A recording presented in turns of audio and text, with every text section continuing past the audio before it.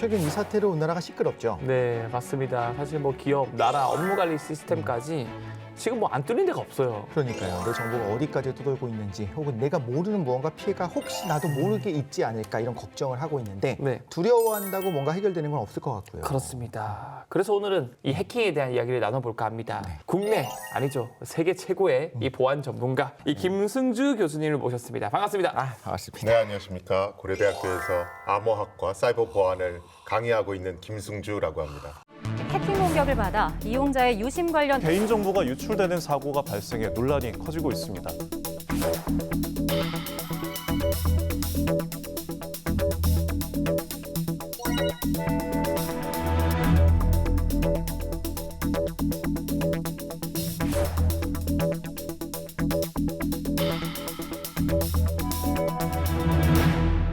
혹시 부전공으로 뭐 성악을 하시거나 그러지 않나요? 옛날에 웅변 조금 했습니다. 이야. 이 연사 자신 있게 외칩니다. 하셨던. 자, 근데 지금 이제 교수님께서 뭐라고 말씀하셨냐면 네. 이 동물 소리로 온 나라가 뚫렸다. 일침을 놓으시기도 했습니다. 자, 대규모 이슈가 기본적으로 있을 수 있는 일인 건지 어떤 허점이 있기 때문인 건지 우리가 전체적으로 좀 알고 싶어요. 일단은 많은 분들이 2025년에 이제 저한테 인터뷰 요청을 하시면 왜 요새 이렇게 많이 뚫리나요? 네, 뭐 이런 맞아요. 얘기를 정말 많이 하셨어요. 네. 근데 제가 반복적으로 하는 얘기가 뭐냐면 2025년에 뚫린 게 아니고 네. 이미 그 예전에 뚫렸었다. 아. 그런데 언론의 보도가 나온 게 2025년이다. 네. 예를 들어 SK텔레콤이다. 그러면 해커가 최초 침투한 시점은 2021년입니다. 오야. 훨씬 전이구나. 그렇죠. 그러니까 2021년에 뚫려서 여러 정보들을 보고 있던 상태에서 네. 2025년에 발각이 된 거죠. 더 부끄러운 거네요. 그렇죠. 그다음에 예를 들어 쿠팡 같은 경우에는 내부 일하던 직원이 네.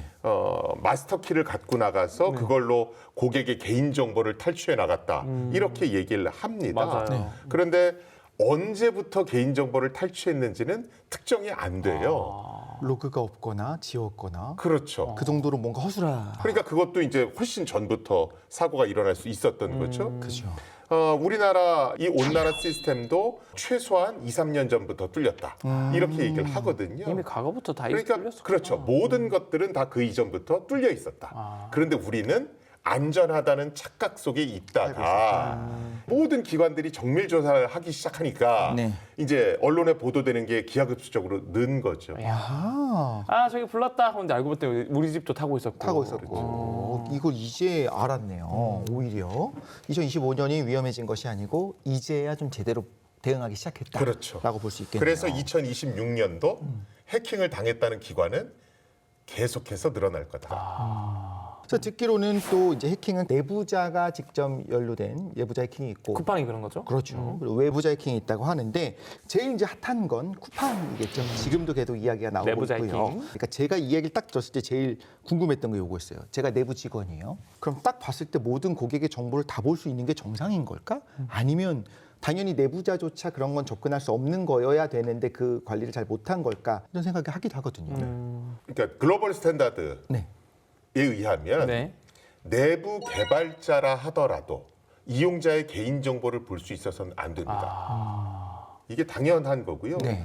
그런데 쿠팡은 내부의 정규직 외국인 개발자가 네. 마스터 키를 가지고 모든 이용자의 계정에 접속할 수 있는 어떤 인증 토큰이라는 걸 만들어서 3,370만 개 계정에 접속할 수 있었다. 이야. 근데 이미 이렇게 얘기하는 순간 우리는 내부자 직원도 마스터 키를 통해서 이용자 정보에 접근할 수 있도록 보안에 허점이 있었습니다. 이렇게 실토하는 거하고 똑같거든요. 제 말이요. 그러면 다른데 뭐 아마존이니 구글이니 이런 데도 내부자가 마스터키를 복사해서 나오면 이런 게 가능한가?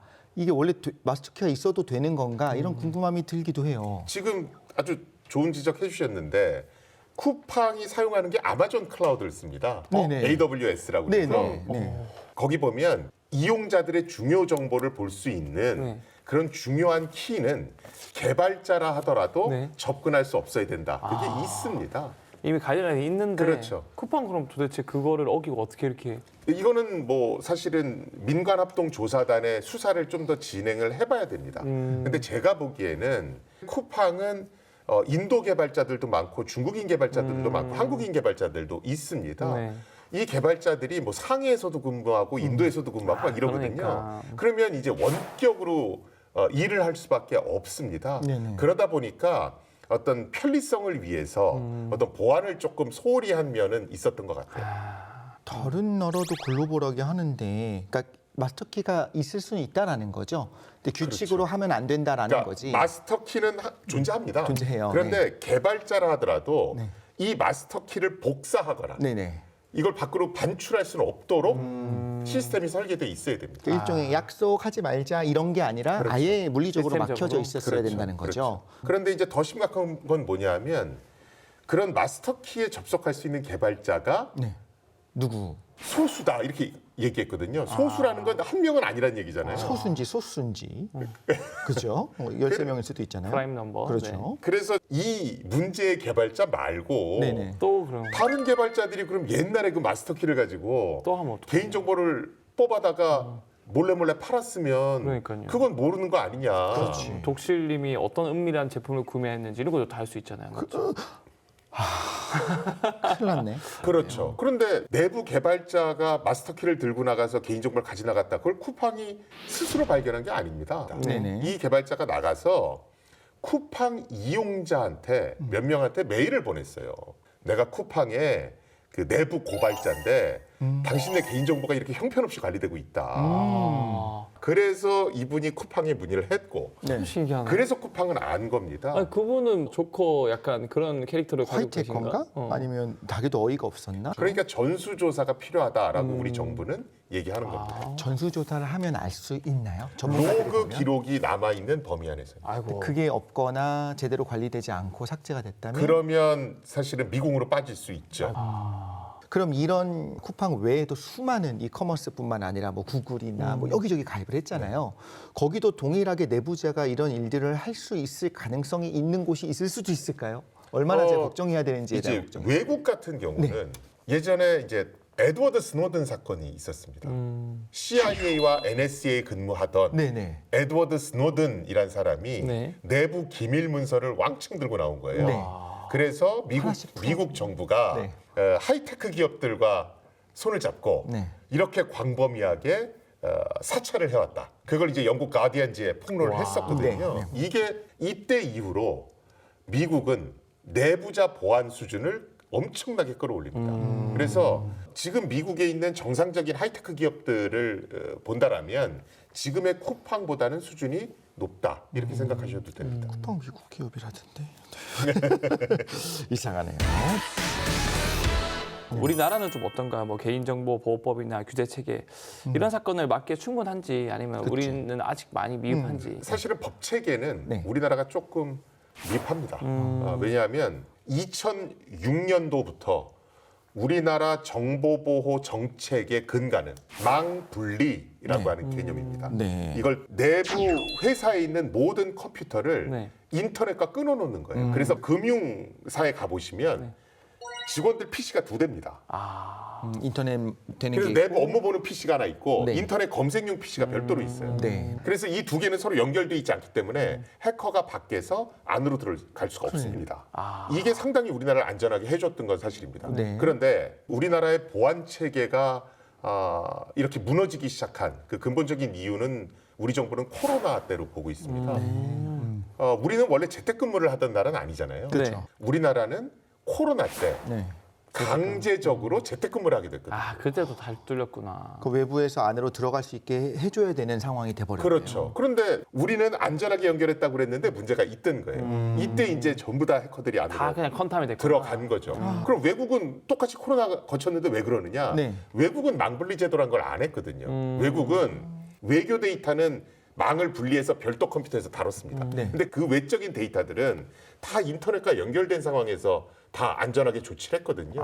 보안 수준도 기본적으로 더 높았고. 그렇죠. 엄청 높게 했구나. 왜냐하면 미국이나 이런 데서는 재택근무라는 게 일상화돼 있잖아요. 자, 이거는 구조적인 아쉬움이 좀 있었다. 근데 이게 뭐 그때 잘한 거다 잘못한 거다라는 걸 이제 와서 판단하기는 좀 그런. 잘못한 부분이 있죠. 겁니다. 잘못한 거군요. 왜냐하면 아이폰이 들어왔을 때 우리 스마트워크라는 얘기했었죠, 그렇죠? 네. 근데 우리는 받아들이지 않았죠. 아니, 대한민국에서는 절대로 재택근무가 안 일어나.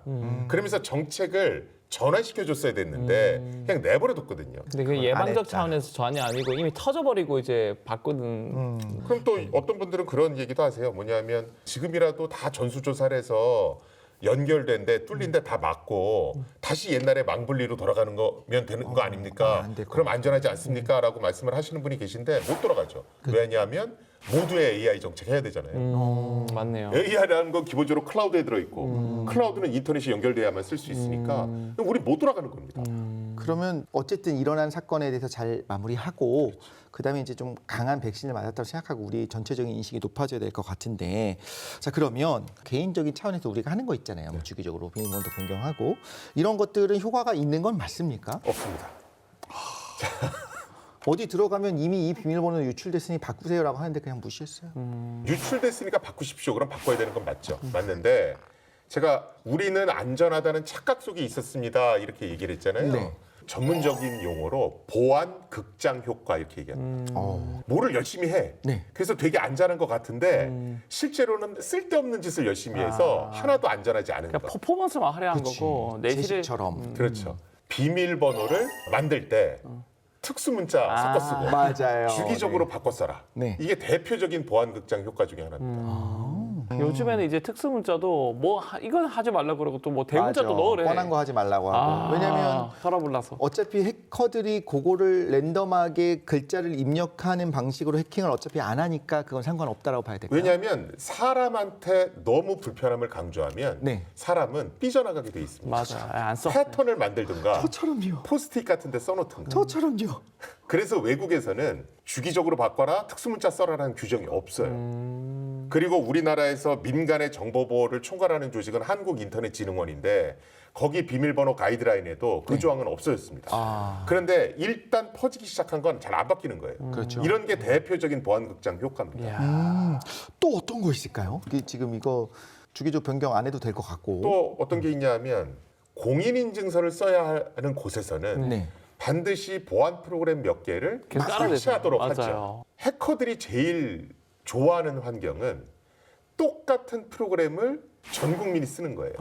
그럼 공격 대상을 좁힐 수 있거든요. 약간 그러니까 단위 실패 지점처럼 여기만 딱 건드리면 그렇죠. 오히려 그게 취약해지는 환경을 만들 수도 있겠다라고 볼 수 내가 있겠네요. 보안 책임질게라고 했는데 그게 보안에 허점이 있으면 완전히 그냥 뚫릴 수 있다. 그렇죠. 근데 그래서 그런지 몰라도 은행마다 다른 걸 또 깔더라. 어쩐지 그냥 이만큼 깔려요. 미쳐버리겠어요. 그게 진짜 이해가 안 가는 게 아마존, 구글 접속할 때 그런 거 안 깔아요. 맞습니다. 맞아요. 그러니까 외국 기업은 이제 훨씬 더 고난이도의 보안 기술들을 쓰는 겁니다. 약간 그러면 또 다른 형태의 그런 보안 프로그램이나 이런 알고리즘 이런 게 있나 보네요. 외국에서는 제로 트러스트란 용어를 씁니다. 그 어떤 것도 믿지 마라. 못 믿겠다. 이게 우리는 믿음을 외주를 준 거네. 그러니까 의무 설치하는 보안 프로그램 믿지 말고 그렇죠. 비밀번호 자꾸 바꿨다고 믿지 말고 믿지 말고. 모든 것들을 원점에서 재검토하라는 겁니다. 그러네. 더 혹독하네 사실. 기업에서 우리가 까는 백신 말고 내부에서 하는 보안용 그런 것들 기술이나 이런 것들은 또 따로 있다고 볼 수 따로 있겠네요. 있죠. 그러니까 그런 걸 이제 우리나라도 해야 해야 됩니다. 된다. 근데 우리나라는 또 망분리도 이것도 제로 트러스트에 어긋나는 거거든요. 그렇죠. 인터넷과 끊어져 있으니까 나는 안전할 거야. 그런데 실제로 통신사들이나 이런 데를 가보면 망이 끊어져 있는 줄 알았는데 보니까 이렇게 연결돼 있는 곳들이 존재하는 거예요. SK텔레콤이 그 대표적인 사례였죠. 네. 개인의 일탈인가요? 아니죠. 그게 아까 처음에 말씀드렸듯이 너무도 불편함을 강조하면 삐져나갈 방법을 찾는 거죠. 실제로 SK텔레콤 때 우리는 내부의 업무망이 인터넷과 다 끊어져 있습니다. 해커가 만약에 들어왔다 하더라도 정보를 가지고 밖으로 나갈 수는 없었을 거죠. 접속이 돼야 뭘 뽑아내지. 그런데 봤더니 다 연결돼 있었던 거예요. 내부의 모든 망이. 거기다가 이런 얘기도 있었죠. 뭐냐면 개인 정보는 전부 다 암호화돼서 보관돼 있습니다. 그건 맞더라고요. 주민등록번호나 이건 다 암호화돼서 보관돼 있었어요. 당연하죠. 그 정도는 당연하죠. 그런데 막 내부 조사를 해보니까 미상의 서버 2대가 나온 겁니다. 그 누가 만든? 이제 임시 서버라고 그러는데 네. 개발자들이 막 일을 하는데 데이터베이스에 암호화된 개인정보를 가져다가 네. 이걸 다시 풀어서 조회하고 다시 암호화해서 넣고 시간 걸리고 귀찮으니까. 너무 귀찮은 거예요. 일단 그래서 버퍼처럼 임시 서버 2대를 놓고 다 풀어서 일단 거기다 저장을 해놓은 겁니다. 나중에 지우면 되니까. 이게 이제 극장 효과 같은 거예요. 극도의 불편함을 강요하면 어떻게든 삐져나가려고 그런다. 야, 그 말씀해주셨던 이 SKT 사례는 아까 쿠팡 사례랑 좀 반대로 내부자 해킹 아니고 외부자 해킹 사례인 거고. 외부자 해킹 사례죠. 외부자 해킹 사례고 그리고 일반 평범한 해커가 아니고 국가의 후원을 받는 야. 정부가 고용한 해커였다. 이게 그것도 지금 문제네. 지배적인 얘기입니다. 아니 그 다른 나라 해커였나요 그러면? 지금 뭐 중국 아니면 북한으로 추정하고 이야. 있습니다. 왜 그러냐면 SK텔레콤 전에 네. 그러니까 2024년 말에 미국의 9개 통신사가 대규모로 해킹을 아 합니다. 그렇구나. 이걸 월스트리트 저널이 특종으로 보도를 했는데 여러 가지 조사를 했더니 중국 배우의 해커 그룹이었다. 그래서 그 당시에 현상금도 FBI가 1천만 달러를 벌어놨습니다. 140억? 교수님 그렇게 해서 아이, 그랬으면 좋겠지만 우리가 미국 사례는 좀 봐야 되는 게 월스트리트 저널이 전문가 보고서를 인용해서 뭐라고 그랬냐면 네. 통신사는 은행이나 이런 데와 다르게 돈이 될 만한 정보가 그렇게 많지 않다. 어차피 없다. 그런데 아주 특이한 정보가 하나 있는데 네. 그게 통화 상세 기록이라고 하는 정보다. 이 통화 상세 기록은 누가 누구랑 언제 어디서 통화를 했다. 그렇죠. 이 내용입니다. 위치 포함해서. 그렇죠. 이게 일반인들한테는 별 문제가 안 될지 모르겠지만 고위 공직자나 정치인들한테는 그렇죠. 굉장히 중요하다. 그 미국의 어떤 경쟁 역성 국가의 어떤 뭐 외교부나 뭐 이런 사람들이 어디 몇 시에 어디에 움직였었고 이런 것들이 추적이 되는 건 굉장히 위험할 수 있는 그렇죠. 거죠. 동선도 파악할 수 있고 그렇죠. 누가 누구와 친분 관계가 있더라 있는지. 이런 걸 다 파악할 수 있습니다. 그래서 월스트리트 저널은 그 통화 상세 기록이 어떻게 됐느냐부터 조사를 했었고 실제로 거기에 해커가 침투했고 더 나아가서 통신사가 보유하고 있는 감청 장비에도 접근했었다. 이야. 그리고 그 통화 상세 기록에 포함된 정치인들은 누구누구 있었다. 여기까지 갔었거든요. 자, 그런데 이제 좀 근본적으로 좀 궁금한 게 제 입장에서는 이미 제 개인 정보는 뭐 여기저기 아주 싼 값에 거래가 됐을 거라고 좀 믿는데 뭘 걱정해야 돼요? 많은 분들이 개인정보 그러면 주민등록번호를 생각하시는 거예요. 네. 이름 뭐 이런 거. 네네. 근데 개인정보는 이메일 주소도 있고 네네. 집 주소도 있고 더 넓게 보면 물건을 주문한 내역. 네. 이거 내 개인정보입니다. 맞아요. 네. 그리고 현재 내가 통화한 위치 또 인터넷 접속한 위치 이런 게 모든 게 개인정보거든요. 그렇죠. 맞춤형 광고도 네, 할 수 있고 왜 그러냐면 피싱도 할 수 있고.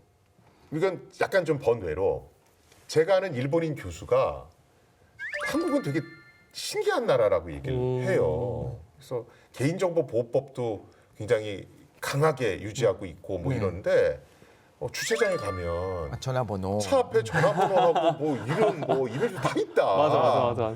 그래서 되게 신기한 나라라는 거예요. 그래야 이중 주차할 수 있거든요. 전화번호나 뭐 이메일 주소는 얼마든 얻을 수 있습니다.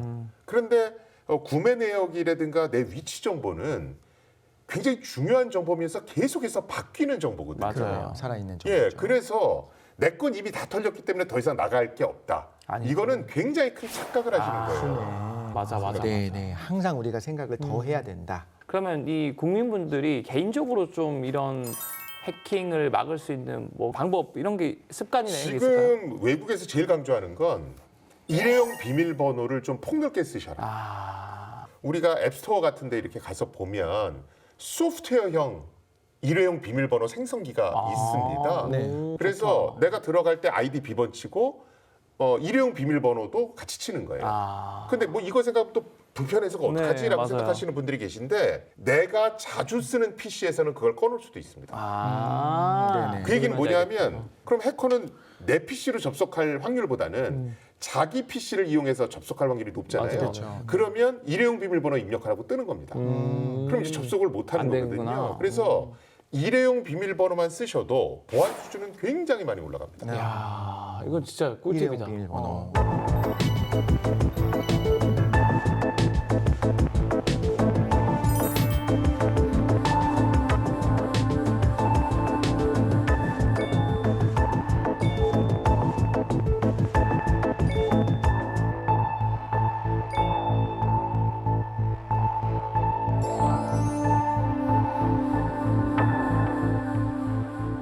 정부 핵심 업무망인 온나라 시스템이 해킹을 또 당했지 않습니까? 이것도 왜 침입을 했을까? 또 왜 해킹이 됐을까요? 온나라 시스템 이름 잘못 지은 거 아닙니까? 이런 일이 벌어지니까 온나라 시스템 해킹을 당했다. 온 나라에 퍼졌다. 그런 거 같이 느껴지잖아요. 그렇죠? 예, 근데 이름 갖고 뭐라고 하시는 분은 제가 처음 보긴 했는데 뭐 그럴 수도 이렇게 있을 것 얘기해야 같아요. 되잖아. 그렇죠? 근데 이 온나라 시스템도 일단은 배후에는 국가가 후원한 해커 그룹이 있었다라고 지금 얘기하고 있고요. 그러겠죠. 이 온나라 시스템이 해킹됐다는 것도 우리 정보기관이 알아낸 건 아닙니다. 그러면요? 이것도 외국인이 가르쳐줘서 우리가 알게 된 야. 거고요. 해커가요? 아니면 다른 사람이요? 다른 해커가요. 다른 해커가 그러니까 또 이게 조금 서로 경쟁하는 해커. 재밌습니다. 이제 뭐냐면 네. 해커들이 보는 굉장히 유명한 잡지가 있어요. 프렉이라고 하는 잡지입니다. 신원미상의 외국 해커 2명이 네. 여기에 원고를 하나 실습니다.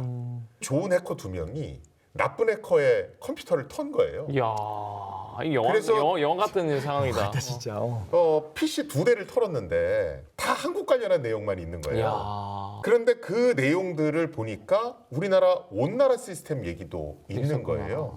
북한 해커라고 처음에 생각을 했어요. 그런데 저희 학교도 그렇고 몇몇 전문가가 분석을 해보니까 중국 해커로 일단은 판명이 됩니다. 네. 그러니까 이런 걸 보면은 우리가 알지 못한 상태에서 털린 게 지금 엄청 많은 것 너무 같아요. 많은 것 네. 같아요. 이 온나라 시스템 털렸을 때 악용됐던 건 이제 원격 근무를 하기 위해서 사용했던 보안 솔루션의 취약점을 이용했다. 이야.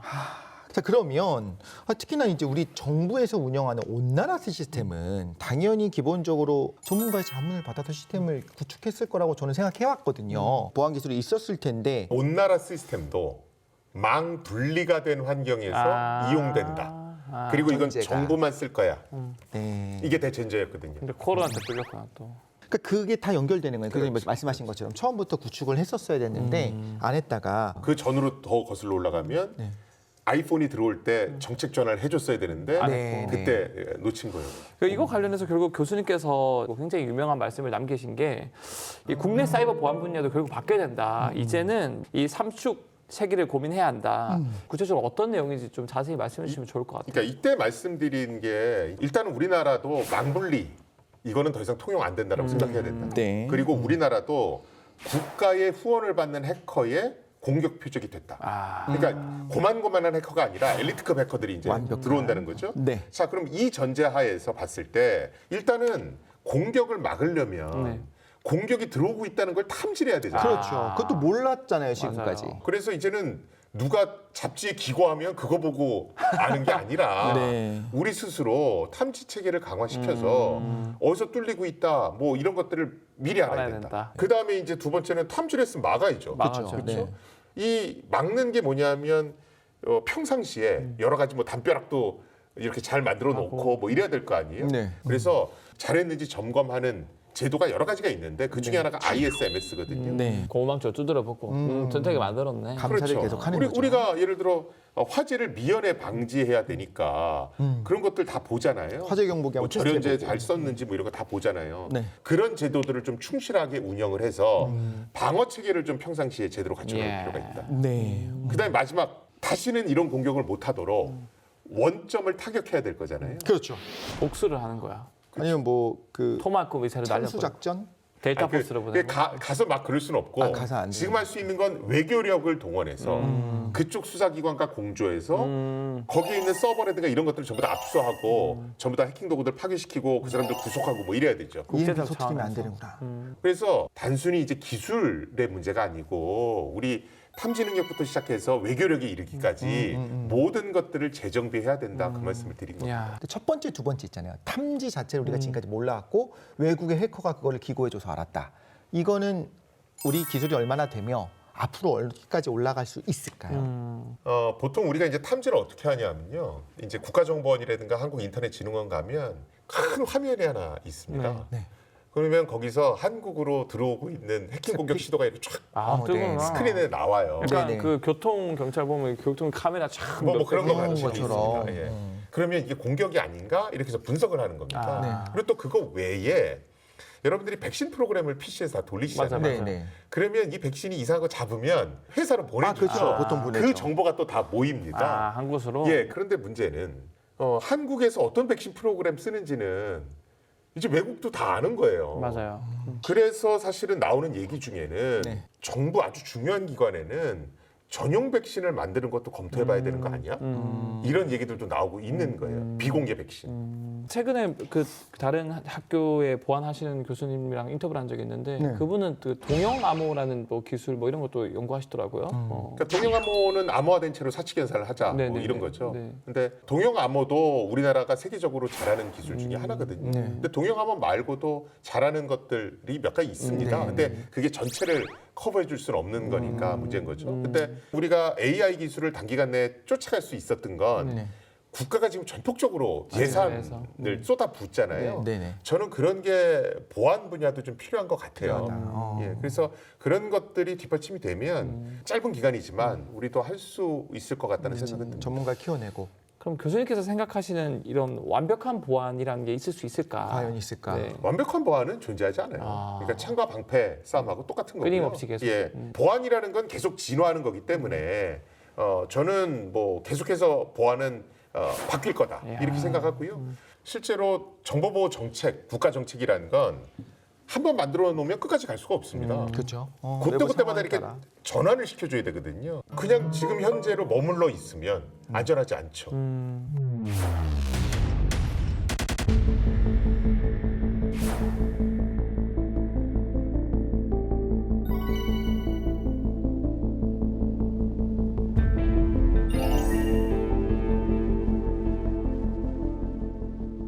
해커들이 노리는 기업은 500억에서 1000억. 500원.